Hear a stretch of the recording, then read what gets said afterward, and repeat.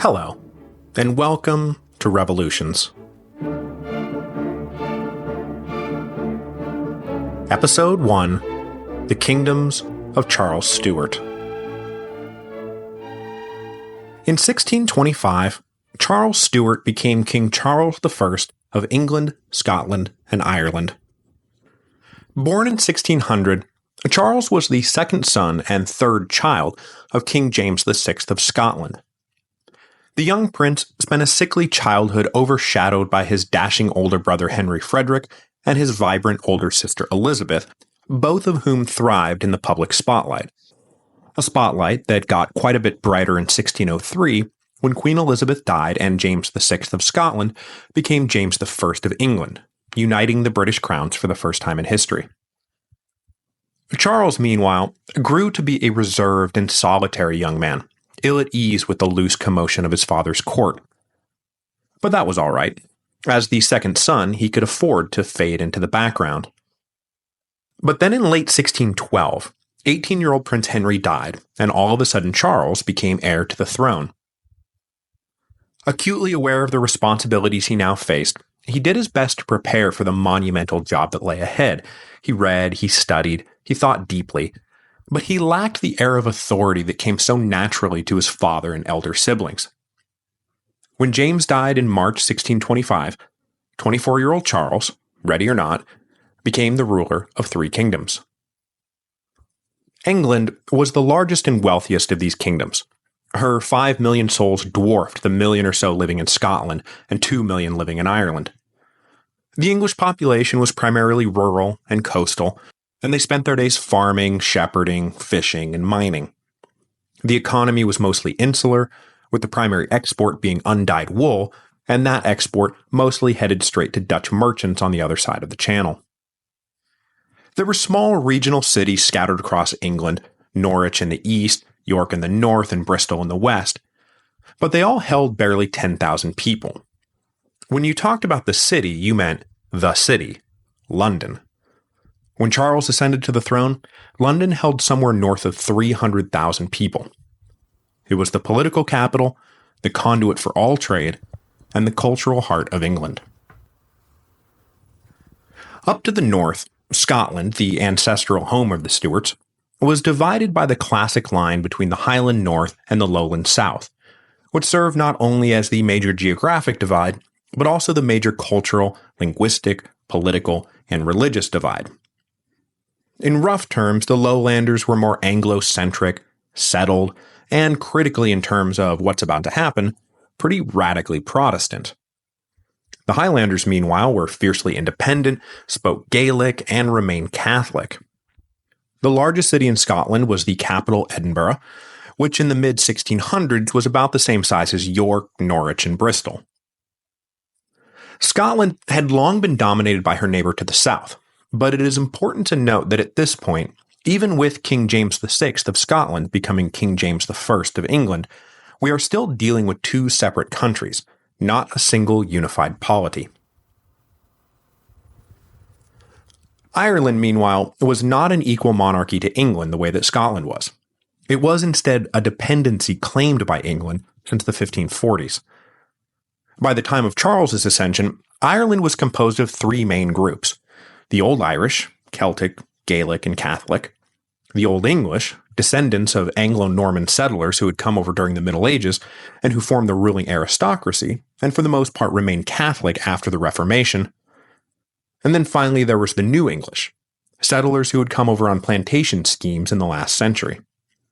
They were uniformly Protestant and represented a threat both to the Old English and the Old Irish.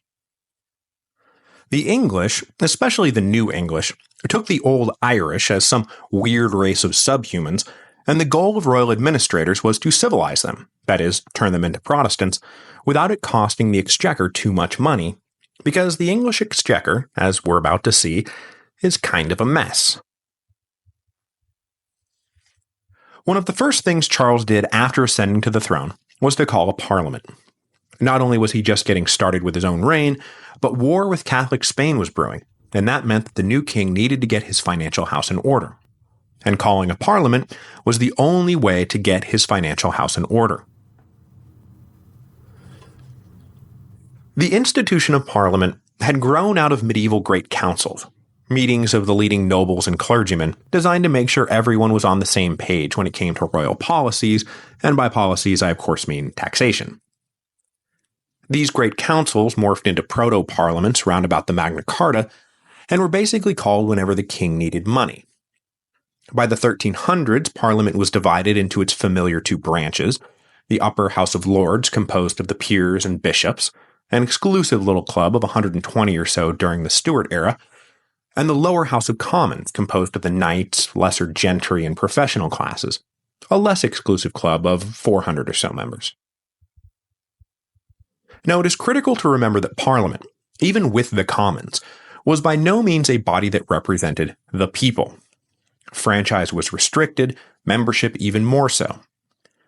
But it did represent the only thing that was important for it to represent at the time. Namely, these were the guys with the money, and it was important to make them feel like they were a part of the process. Initially, getting the stamp of approval from the men who controlled the wealth of the nation was a savvy political and economic expedient. But by the time Charles took office, parliamentary approval of new taxes was more than just an expedient. It was settled law that Parliament must approve new taxes, or they were illegal. As we will see, the kind of litigious Englishmen who milled around Westminster took this right very, very seriously. So when the king or queen needed money for something, war being that most typical of somethings, they would call a parliament and ask it to approve a subsidy or two. These subsidies took the form of a wealth tax, and after a little bit of wrangling, the monarch usually got what they asked for. But unfortunately for the Stuarts, one of the ways Queen Elizabeth had courted favor was by keeping regular taxes ridiculously low and the subsidy requests to a minimum. It's not that she was a big spender, quite the opposite, but unfortunately that unwillingness to spend was yet another problem for the Stuarts. King James inherited a kingdom with minimal revenue streams, lots of debt, and a boatload of projects that needed funding. So the early Stuart period is plagued with financial difficulties because everyone had been conditioned by the Tudors to expect tax payments that were hilariously out of date. The nobility, for example, was being assessed at rates a century old that took no account of the 600% inflation over the same period. So when the Stuarts started trying to bring a little sanity to the system, there was this terrible gap between what was politically possible and what was economically necessary. By which I mean that when Parliament thought that it was being generous, its subsidies still weren't even coming close to meeting the financial needs of the state. Now, it was customary that in the first Parliament of a new reign, the king would be voted something called tonnage and poundage for life. Simply put, tonnage and poundage was a collection of import-export duties that the king would use to finance the routine organs of government. Granting it for life meant that no matter what, the king would have an independent financial base from which to run his administration. It was traditional, it was expected, it was a respectful little tip of the cap. The first Parliament of Charles's reign, however, got together in May 1625 and decided to vote him tonnage and poundage for 1 year only. The historical consensus appears to be that this unprecedented stinginess was simply a maneuver to get the young king to agree to some much-needed reforms, but Charles took it as a slap in the face. So it's fair to say that relations between Charles and his parliaments got off on the wrong foot right away. Parliament followed up on this insult to Charles's royal dignity with a second one, when they started openly attacking George Villiers, the first Duke of Buckingham. Okay, stay with me. Buckingham had been rapidly elevated up the peerage after the charismatic young man had caught the eye of King James the decade before. He was created Duke of Buckingham in 1623, right about the time he was jumping ship from the deteriorating old King James to the rising young Prince Charles. The bond between Duke and Prince had been sealed during an impulsive and ill-fated trip to woo the Infanta of Spain in 1623. The reckless wooing of the Catholic princess had failed spectacularly, to the great rejoicing of Protestant England, but it had cemented Buckingham as one of the few men Charles called friend. Handsome and self-assured, Buckingham provided a crutch for Charles to lean on as he made the transition from prince to king. But Buckingham's self-regard was not only infuriating to his rivals, it was usually a delusion. He had managed to convince both himself and the Stuarts that he was a wizard of finance, diplomacy, and war, but everyone else thought that he was a corrupt blunderer who was going to bring the kingdom to ruin. So the Parliament of 1625 started making noise that they intended to impeach Buckingham and get him the hell away from the levers of power. But Charles had very few men he called friend, and none that he trusted more than Buckingham. The tonnage and poundage vote had put him on edge, the attacks on Buckingham pushed him over, and in August 1625 he dissolved Parliament, as was absolutely his legal right. Dissolving Parliament may have been emotionally satisfying, but it did nothing to set the royal finances in order. So in 1626, Charles called for a new Parliament. But this time, he made sure that the most outspoken MPs from the last session were appointed sheriffs of their various counties so that they were ineligible to sit again. But the maneuver had little effect, and the new Parliament picked up right where the last one had left off. They voted the king for subsidies, but kept the bill locked in committee while they renewed their complaints against Buckingham. The Parliament of 1626 then started harping on another point near and dear to everyone's heart: religion. Okay, so let's talk about religion. Martin Luther kicked off the Protestant Reformation about 100 years before Charles became king. The Reformation hit England a few years later when Henry VIII decided that he wanted to divorce his wife and marry his mistress. In 1534, the Church of England, with the king as its supreme head, was formally separated from the Catholic Church. After Henry died, there was a tug-of-war between Protestants and Catholics during the reigns of Edward VI and Mary I, and then when Elizabeth became queen, the Protestants established permanent ascendancy, but not without compromise. In 1559, the so-called Elizabethan settlement established the Church of England's independence from Rome and laid out its formal structure. But because the settlement was just that, a settlement, the Church of England wound up maintaining a semi-Catholic form, with 26 bishops and 2 archbishops. The real key to the settlement, however, was the gap between dogma and discipline. Elizabeth wanted religious peace, and so she was never much interested in pursuing rigid uniformity. Within reason, parishes could decide for themselves what form they wanted their worship to take. Meanwhile, up in Scotland, the Reformation followed a different course.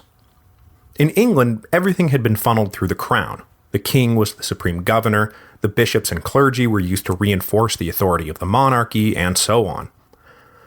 But the Scottish Reformation had been opposed by the Catholic monarchy, so it was not imposed from the inside out, but rather from the outside in. Kings and bishops were not defenders of the Reformation, but rather its arch-enemies. After Mary Queen of Scots was forced to abdicate, her infant son James, Charles's father, was crowned king. But during his minority reign, the Protestant nobles who had overthrown Mary pursued Reformation to the hilt, establishing what became known as Presbyterianism, which massively decentralized the church's structure, put power in the hands of lay elders, and abolished episcopacy, that is, the bishops. When James emerged from his minority in the 1580s, he moved to reinstate the bishops, a move usually seen as an attempt to align the Scottish Reformed Church with the Church of England in anticipation of Elizabeth's call to be her heir, which finally came on her deathbed in 1603. Okay, yes, you might have to listen to this episode again, but I promise, this is all really important. Back in England, the combination of loose discipline and the example of the Scottish Church allowed for the growth of a godly movement that contemporaries derisively labeled Puritanism. The Puritans, they did not call themselves that, were not united of mind or purpose, but they did hold some general principles in common. They were mostly Calvinists and believed that the Reformation was thus far a deed half done. They were rigid, austere, convinced that only a select community would find salvation, and believed in a literal reading of the scriptures. It was a movement that spread to all socioeconomic classes, but its emphasis on private Bible study obviously meant that literacy was generally a prerequisite. The Puritans abhorred the loose morality and corruption of the episcopal hierarchy, with its lazy ministers and corrupt bishops growing fat on forced tithes from their ill-served parishioners. They were never aiming to overthrow the Church of England or set up a rival church. Such would have been unthinkable in the 17th century, when it was taken as axiomatic that a kingdom could only function with one church. They simply wanted to see the Reformation through to its logical conclusion. But the issue facing the Parliament of 1626 was not just a rivalry between Puritans and moderate Anglicans, another word that didn't exist yet. It was between Puritans and Arminians. Okay, so what the hell is an Arminian? Well, they took their name from a Dutch theologian who went by the Latinized name Arminius. Unlike the Puritans who looked at the Reformation and thought, hey, this doesn't go far enough, Arminians looked at the Reformation and thought, well, how do we pull back from this? They were emphatically Protestant, but danced as close to the edge of Roman Catholicism as you could get without falling in. They loved the fancy ceremonies. They rejected Calvin's rigid theories of predestination. There were other differences, but what they added up to was a doctrine that to a Puritan basically rejected everything that they thought distinguished them from the evil Roman Catholics in the first place. Unfortunately for the Puritans, Charles seemed inclined to favor an Arminian outlook, which developed due to his close association with Bishop William Laud. William Laud. He is important. Laud was an angry little man. Literally, he was short and had a raging temper, who seemed to stand for everything the Puritans hated. Shortly before Charles became king, Laud had become Buckingham's personal chaplain, and through Buckingham had caught the future king's ear. It turned out that he and the king saw eye to eye on the kind of ceremonial formalities and strong institutional hierarchies that the Puritans despised as creeping popery. Politically, Laud was a staunch defender of the king's prerogatives, and happily lectured both of Charles's first two parliaments that their sole duty was to vote the king whatever money he asked for and then go home. Laud was deeply unpopular, but he wasn't yet the most despised man in the kingdom. That title was still reserved for Buckingham, whom Parliament once again tried to impeach, this time harping on the embarrassingly inept assault he had just led on the Spanish port of Cadiz, which turned out to be less an assault and more of his men getting drunk and then refusing to fight. So in June 1626, Charles dissolved his second Parliament in a row. But by dissolving Parliament, Charles abandoned the forced subsidies that had been buried in committee, and he had still not been granted tonnage and poundage. Buckingham, brilliant diplomatist that he was, somehow then managed to get England into a war with France to go along with its war against Spain, a move that would have been catastrophic had not France and Spain both been too distracted with real problems to worry about the English. But whatever the attitude of France and Spain, England was taking these wars seriously, except, oh yeah, Charles was operating without any money to pay for any of it. So, first, he just started collecting tonnage and poundage without any official parliamentary grant. This ruffled some feathers, but most let it pass since they had been paying tonnage and poundage to their kings and queens forever. But then Charles also started issuing what have become known as forced loans, which are exactly what they sound like. He, or most likely Buckingham, came up with a number they thought some individual peer or county ought to produce to keep the crown solvent, and then they simply demanded it.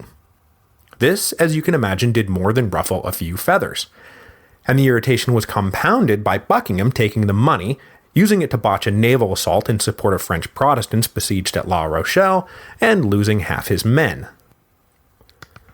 But even still, given the circumstances, most people complied and paid what the crown said they owed.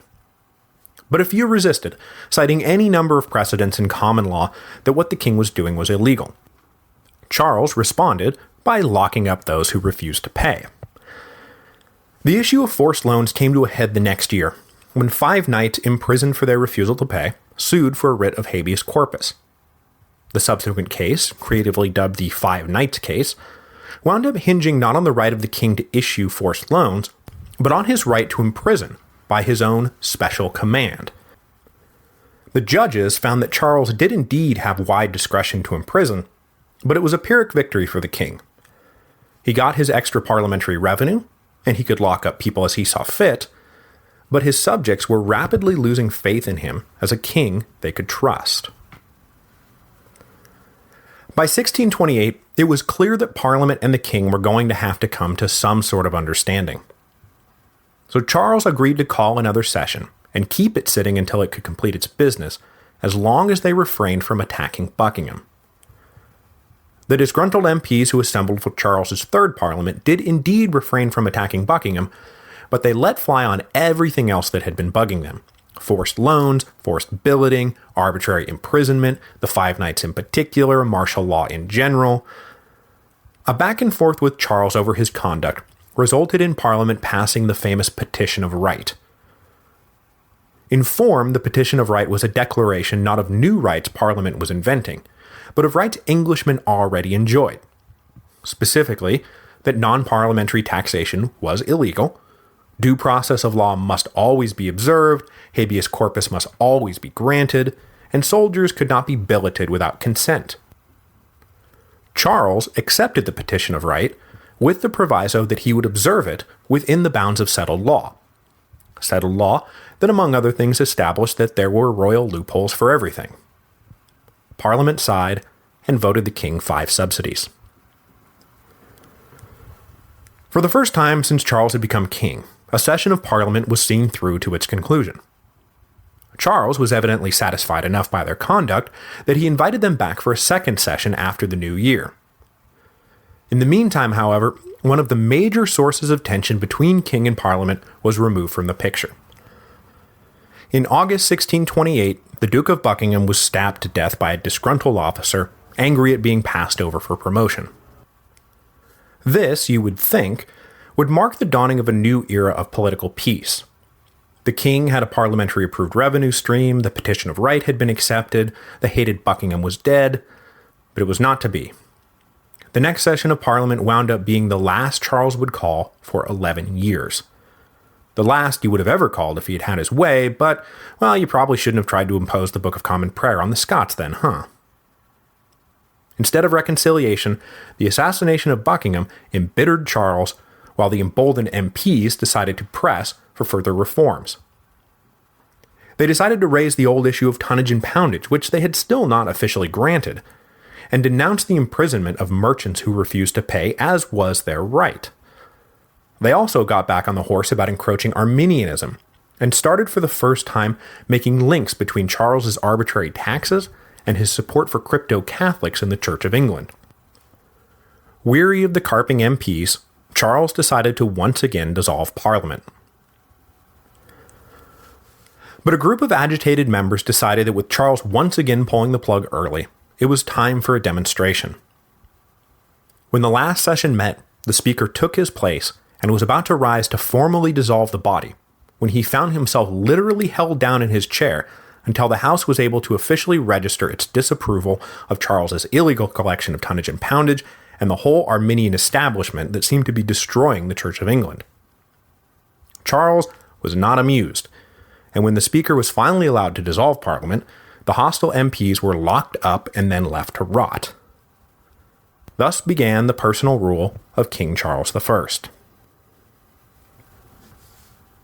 Next week, we will delve into the era of personal rule and the running battle over the means of royal financing and the fate of the Church of England. We will also start rolling out some of the key figures who will dominate the coming showdown between King and Parliament. John Pym, John Hampden, the Earls of Bedford and Warwick, and of course, Thomas Wentworth, the Earl of Strafford.